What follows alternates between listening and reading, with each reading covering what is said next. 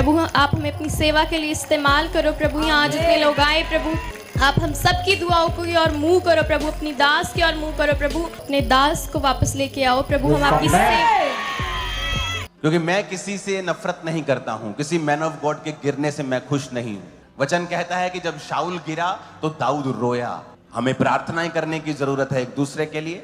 एक असली man of God किसी के भी गिरने से खुश नहीं होगा, ये उसकी निशानी होगी। अगर वो खुश है, वो खुद भी असली मैन ऑफ गॉड नहीं है। चाहे वो गलती है चाहे नहीं है, चाहे वो अपनी मिस्टेक से गिरा हो, ये बात नहीं है।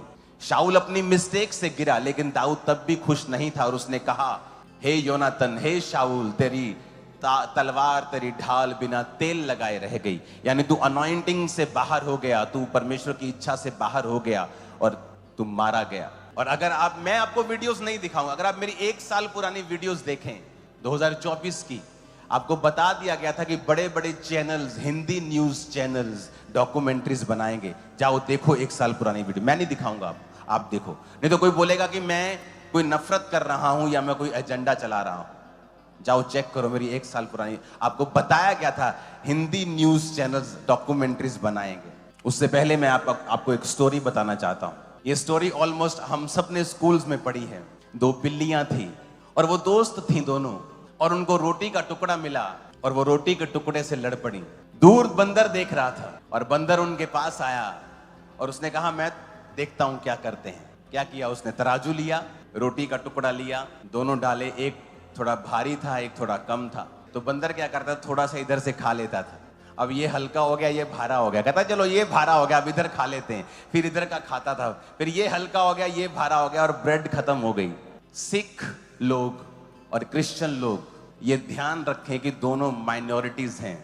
आपकी फाइट का फायदा देश विरोधी लोगों को होगा। तो हमारे लोग, चर्च के लोग, ब्रांचेस के लोग, जितने सुनने वाले, फॉरेन ऑनलाइन चर्च जितने लाखों लोग सुन रहे हैं, आपको ये प्रार्थना करनी है कि ये दोनों कौम प्रार्थना में, आत्मा में चलें और मिल के चलें। जो समझदार लोग हैं वो सब ये चाहते हैं हमें मिल के चलना है।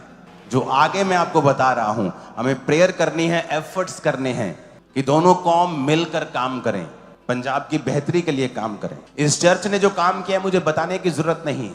इतिहास बताता है चर्चिस हेल्प करती रही हैं देश प्रेम के लिए।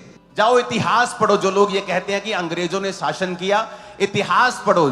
जिन लोगों ने देश को आजाद करने में भूमिका निभाई है, उनमें चर्च मिशनरीज थे, जो ये अंग्रेजों को कहते थे कि जो तुम कर रहे हो ये बाइबल के खिलाफ है।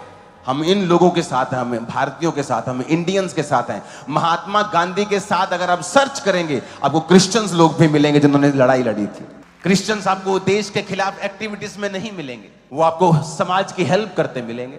कोई स्कूल खोलता मिलेगा, कोई हॉस्पिटल खोलता मिलेगा, कोई चर्च चलाता मिलेगा, कोई नशे छुड़ाता मिलेगा, कोई बीमारों को चंगा करते हुए मिलेगा। क्या प्रॉब्लम है अगर कोई बीमार चंगा होता है तो? क्या समाज की भलाई नहीं होती? आप में से कितने लोग जो नशा छोड़ चुके हैं कि आपका परिवार शांत महसूस नहीं करता होगा?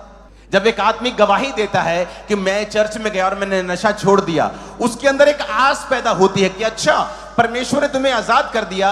क्या वो एक आस पैदा करना किसी के अंदर, क्या ये भी भलाई का काम नहीं है?